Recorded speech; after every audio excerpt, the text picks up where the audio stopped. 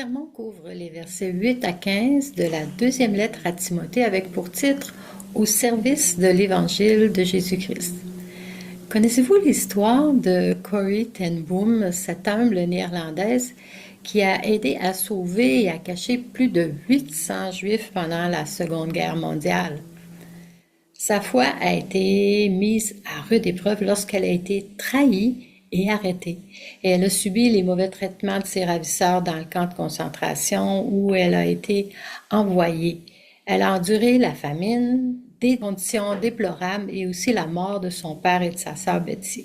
Mais pourtant, dans cet enfer, Corrie encourageait les autres détenus par sa foi inébranlable en Dieu. Citant sa sœur Betsy, Corrie était connue pour dire « Il n'est pas de gouffre si profond que l'amour de Dieu ne le soit encore plus. » Après la guerre, ayant survécu et été libérée suite à une erreur administrative, Corrie ten Boom fait des voyages à travers le monde proclamant le message de l'Évangile en Afrique, en Europe, en Amérique, en Asie et même dans des pays dangereux et difficiles d'accès. Elle a écrit de nombreux livres dont l'un présente ses importants messages de pardon, d'espoir, d'amour et de salut par la grâce de Jésus-Christ. Revenant à notre passage d'aujourd'hui, l'auteur de la lettre à Timothée, qu'un bon nombre de spécialistes attribuent à l'apôtre Paul, écrit ses nobles conseils à son jeune collaborateur qui l'encadre et enseigne. Ce même message d'encouragement concernant l'Évangile de Jésus-Christ qu'il lui adresse nous accompagne aujourd'hui. Lisons les versets 8 à 15. « Souviens-toi de Jésus, le Messie ressuscité, issu de la descendance de David, conformément à l'Évangile que je prêche et pour lequel je souffre au point d'être enchaîné comme un malfaiteur. Mais la parole de Dieu n'est pas enchaînée. C'est pourquoi je supporte tout à cause de ceux qui ont été choisis, afin qu'eux aussi obtiennent le salut qui est en Jésus-Christ, avec la gloire éternelle. Cette parole est certaine. Si nous sommes morts avec lui, nous vivrons aussi avec lui. Si nous persévérons, nous régnerons aussi avec lui. Si nous le renions, lui aussi nous reniera. Si nous sommes infidèles, lui reste fidèle, car il ne peut se renier lui-même. Rappelle ces vérités aux croyants en les suppliant devant le Seigneur de ne pas se livrer à des disputes de mots. Elles ne servent à rien, si ce n'est la ruine de ceux qui écoutent. Efforce-toi de te présenter devant Dieu comme un homme qui a fait ses preuves, un ouvrier qui n'a pas à rougir, mais expose avec droiture la parole de vérité. Jésus-Christ, la parole de vérité. Bien que Paul soit en prison, au moment où il écrit ces lignes, il déclare au verset 8 et 9 que la vérité ne peut être enchaînée. Verset 8, « Souviens-toi de Jésus, le Messie ressuscité, issu de la descendance de David, conformément à l'Évangile que je prêche et pour lequel je souffre, au point d'être enchaîné comme un malfaiteur. Mais la parole de Dieu n'est pas enchaînée. » Au verset 8, Paul établit que Jésus est une personne réelle, le Messie ressuscité. Certains ont contesté cette affirmation suggérant qu'il n'était qu'un esprit ou un ange. Mais en réalité, Jésus était de la lignée directe du roi David. Jésus est l'héritier légitime, souverain et éternel, promis il y a longtemps par les prophètes. Jésus a non seulement vécu pleinement Dieu et pleinement homme dans un corps humain, mais il est mort dans un corps humain. La mort n'a pas pu le retenir. Il est ressuscité des morts et est monté vers le Père. Il est reconnu à tout jamais comme le roi des rois et le Seigneur des seigneurs. La résurrection mentionnée ici n'est pas une doctrine parmi tant d'autres dans l'Église. Elle est le fondement même de notre espérance, de toute notre espérance. La bonne nouvelle est que nous avons été inclus dans la vie, la mort, la résurrection et l'ascension du Christ. Jésus a emmené l'humanité avec lui tout au long de ce cheminement. C'est pourquoi nous fixons nos yeux sur notre véritable roi et sauveur, ressuscité, malgré l'opposition, la souffrance, le chagrin et tous nos doutes. Sa victoire surpasse nos circonstances. On peut lire dans le livre aux Hébreux, chapitre 12, verset 2, « Gardons les yeux fixés sur Jésus qui nous a ouvert le chemin de la foi et qui la porte à la perfection. Parce qu'il avait en vue la joie qui lui était réservée, il a enduré la mort sur la croix, en méprisant la honte attachée à un tel supplice, et désormais il siège à la droite du trône de Dieu. » Paul déclare donc qu'il est prêt à souffrir pour cet évangile de vérité. Tout effort moindre n'en vaudrait pas la peine. Jésus est la pierre angulaire sur laquelle tout repose. Croire en cette vérité fondamentale nous aide à supporter les épreuves qui nous arrivent et qui mettent notre foi à l'épreuve. Aucune chaîne ne peut entraver l'action active de Dieu dans nos vies par notre vocation à son service. Verset 10. C'est pourquoi je supporte tout à cause des élus, afin qu'eux aussi obtiennent le salut qui est en Jésus-Christ avec la gloire éternelle. Paul fut emprisonné principalement à cause de l'opposition des Juifs. Pourtant, nous le voyons prêt à souffrir entre leurs mains dans l'espoir que cela les amène à croire en Jésus comme le Messie. Ailleurs, nous voyons Paul écrire aux Romains sur la façon dont ils choisiraient de s'éloigner du Christ si cela signifiait leur salut. Romains chapitre 9 au verset 3. « Oui, je voudrais être moi-même maudit et séparé de Christ pour mes frères, mes propres compatriotes. » Paul parle ici de cette forte vocation que nous avons à persévérer. Et il y a une raison à cette persévérance. Non pas que notre salut en dépende, mais grâce à elle, d'autres pourraient parvenir à la foi. La souffrance porte en elle un chemin de rédemption. Notre persévérance peut contribuer à l'avancement du royaume de Dieu d'une manière que notre propre confort ne peut pas offrir. Le message de l'Évangile est véritablement contre-culturel. Nous le constatons lorsque d'autres mettent notre foi en question. Ceux-ci peuvent être inspirés en voyant nos souffrances pour notre foi. Ils constatent que la parole de Dieu n'est aucunement liée à nos circonstances. Dieu peut nous soutenir, comme l'affirme Paul dans sa lettre aux Romains, chapitre 14, le verset 4. « Qui es-tu pour juger le serviteur d'un autre, qu'il tienne bon ou qu'il tombe? Ça regarde son Seigneur, mais il tiendra bon, car Dieu a le pouvoir de l'affermir. » La persévérance n'est donc pas une résignation passive, mais une fidélité active. Nos épreuves peuvent devenir des plateformes qui témoignent de la fidélité de celui qui nous reste toujours fidèle. Cette parole est certaine. Si nous sommes morts avec lui, nous vivrons aussi avec lui. Si nous persévérons, nous régnerons aussi avec lui. Si nous le renions, lui aussi nous reniera. Si nous sommes infidèles, lui reste fidèle car il ne peut se renier lui-même. Cette parole est certaine. Cette citation est probablement tirée d'un hymne ancien que cette communauté chantait.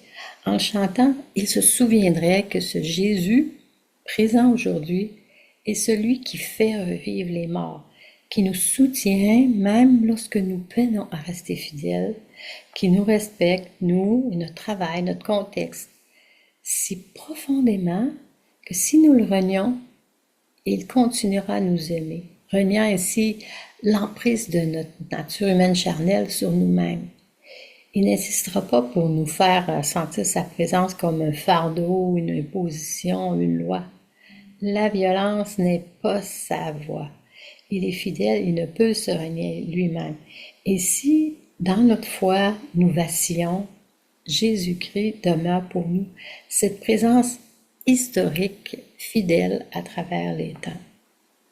Dans plusieurs de ses lettres, Paul cite des passages d'hymnes ou de confessions christologiques anciennes, des chants, poèmes ou cantiques. Et c'est un aspect qui est particulièrement beau, d'arriver à se souvenir de cette façon. Oui, nous ne nous souvenons pas seulement par des mots et des concepts, mais aussi par des chants.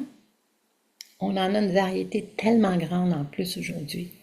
Et ça constitue des moyens puissants et importants d'enseigner et d'unir des congrégations autour des vérités communes sur le Christ et sur notre vie en lui.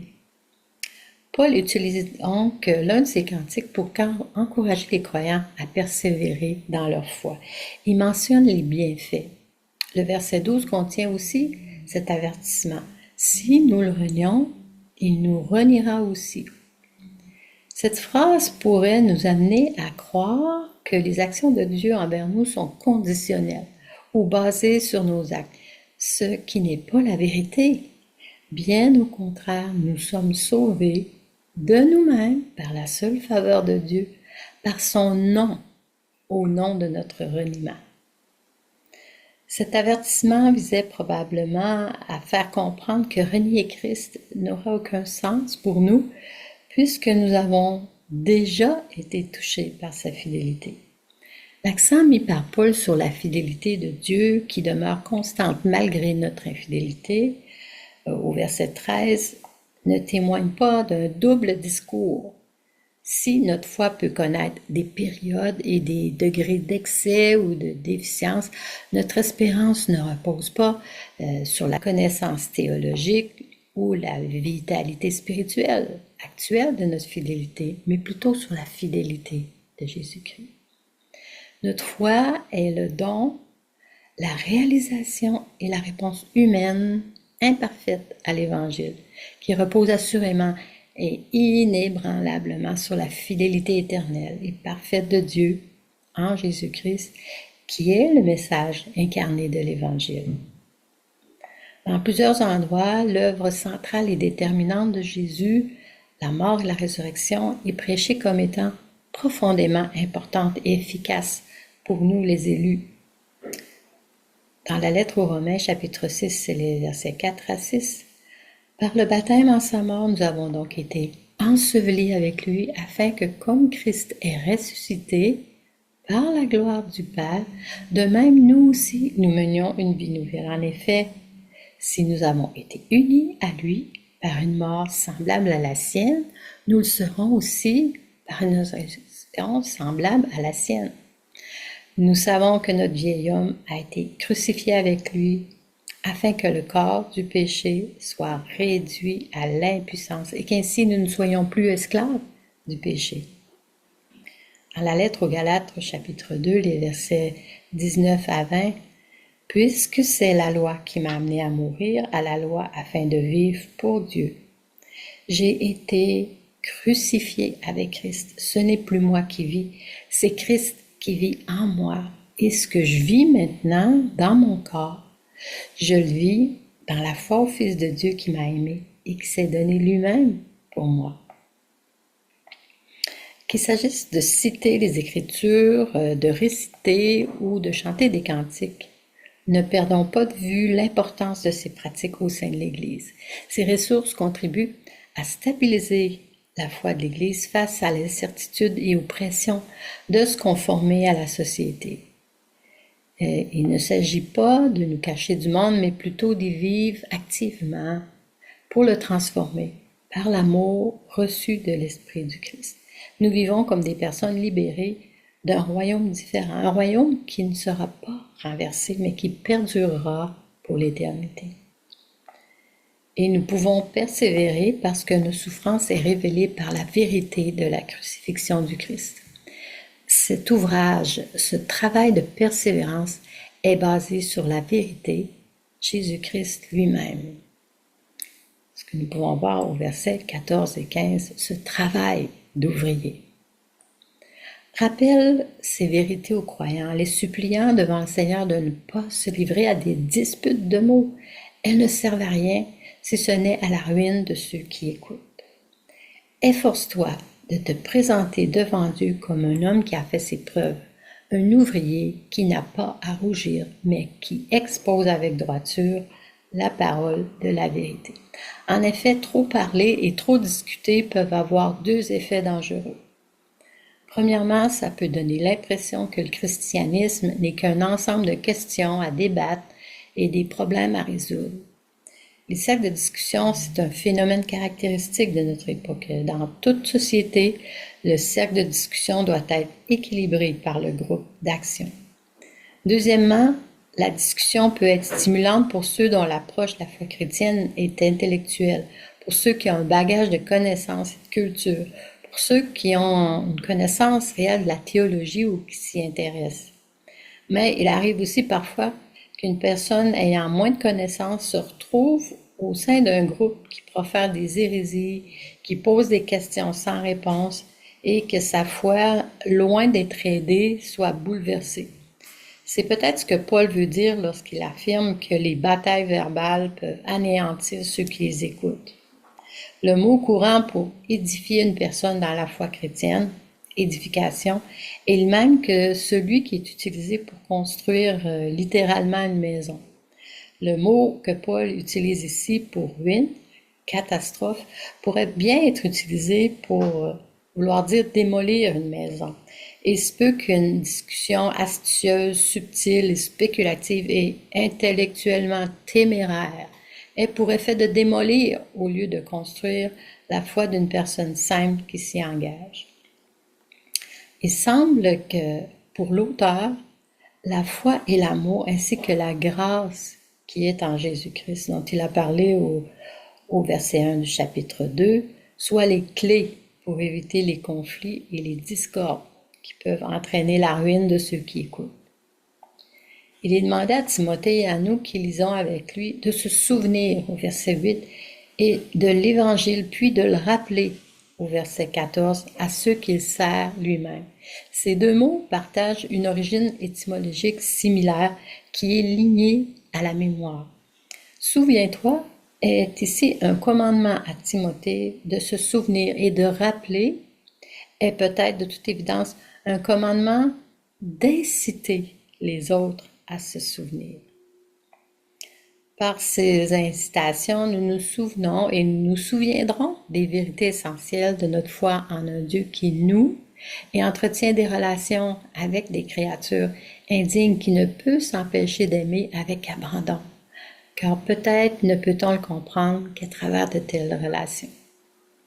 Timothée est encouragé à se souvenir de la présence continuelle du Seigneur ressuscité, à se souvenir de la compassion qui vient de l'humanité du Maître, à se souvenir de la gloire de l'Évangile pour lui-même et pour le monde qu'il n'a jamais attendu et qu'il attend. C'est ce qu'il est bon de se souvenir. Nous devons reconnaître Jésus comme notre Seigneur, Sauveur et Roi. Nous devons contempler tout ce qu'il a accompli et ne pas nous laisser détourner de ses œuvres. En gardant ça à l'esprit, nous devons être conscients que certains s'opposeront à nous, voire nous persécuteront à cause de notre foi. Nous ne devons pas nous laisser ébranler, mais persévérer avec patience. Sachant que le Christ agit par notre ministère dans la vie des gens. Certains attendent simplement de voir l'espoir naître en nous dans les moments de stress et d'épreuve. Nous devons nous rappeler mutuellement la fidélité de Dieu envers nous en toutes circonstances. Il nous accompagnera dans les moments difficiles comme seul un parent céleste parfaitement aimant peut le faire. Enfin, nous ne devons pas perdre notre temps dans des disputes futiles et sources de division. L'avertissement contre les disputes de mots au verset 14 ne donne que peu d'indications sur les préoccupations spécifiques de l'auteur de la lettre. Cette expression suggère que Timothée ne devrait pas se lancer dans des débats publics ni dans des altercations doctrinales. On peut supposer que les premiers lecteurs de la lettre connaissaient précisément les controverses et les désaccords en rapport avec cet avertissement. Les disputes semblent de suivre de très près la doctrine, les idées et les concepts. Lorsque notre souvenir de Jésus-Christ est réduit à des concepts, à des doctrines ou à des idées, lorsqu'il est enfermé, alors tout simplement, Jésus-Christ n'est plus au centre du souvenir. Ce sont alors nos propres préoccupations, conceptions inventées qui occupent le centre. La lettre est cependant claire quant à la stratégie qu'elle recommande à Timothée. Ne pas organiser de discussion avec des enseignants rivaux, mais plutôt expliquer la parole de vérité. Et lorsque la doctrine devient le centre de l'attention, seules les disputes s'ensuivent, car la communion ne peut être créée par notre travail, mais elle est donnée par le Saint-Esprit. Paul conclut en soulignant l'importance de fonder sa vie sur la vérité de l'Évangile. Nous pouvons tenir bon sous la pression car nous sommes convaincus de la vérité concernant celui qui nous aime et nous sauve. Alors, portons cette responsabilité. Fixons nos yeux sur le roi ressuscité et que chaque pas que nous faisons, chaque épreuve que nous traversons, crie au monde: l'Évangile n'est pas enchaîné et ne peut être réduit au silence. En tant que communauté de foi, mettons-nous courageusement au service de l'Évangile de Jésus-Christ, notre Roi et Seigneur. Amen.